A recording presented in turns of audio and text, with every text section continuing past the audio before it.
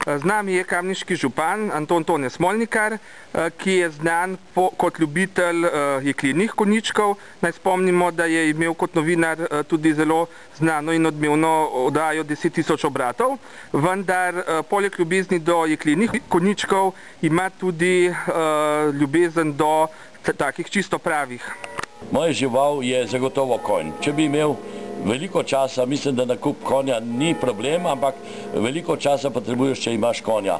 Dokaz za to, da sem res ljubitelj konj, sem tudi dokazal na nekaterih tekmovanjih v Komendi in tudi na Brdu, ko smo tekmovali okoliški župani in tudi tekmoval sem z poslanci. Nekaj pokalov visi v moji občinski vitrini, je pa res, da sem že od malega, kajti moja mama in ata sta doma s kmetov, imel rad konje, sem z njimi se ukvarjal in konec koncev jih jahal, no nazadnje pred leti pa, kot že rečeno, tekmoval tudi na tekmovališčih.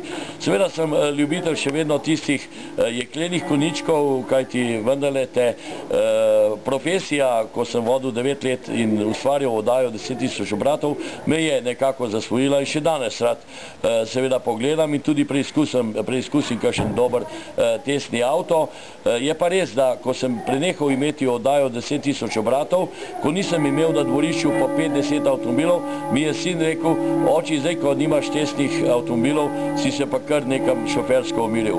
No, res je, tudi z leti noga na plinu ni tako močna in konec koncev tudi varnost je tista, ki me žene v mojih razmišljanjih. Hvala.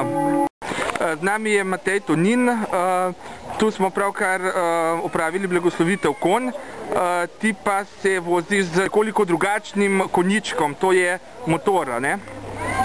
Ja, na nek način, če povzamemo vse skupaj, lahko rečem, da je primerjava podobno ista, vendar da motor je na drugačen način živ, kot pa te pravi konji. Drugač, bom rekel, pa pristop princip je isti, za oba dva konjička je treba skrbeti tako za tistega železnega, kot tega ta pravega. Čeprav pa mislim, da pa te pravi konji terjajo še nekoliko več skrbi in pozornosti. In koliko konj ima tvoj motor?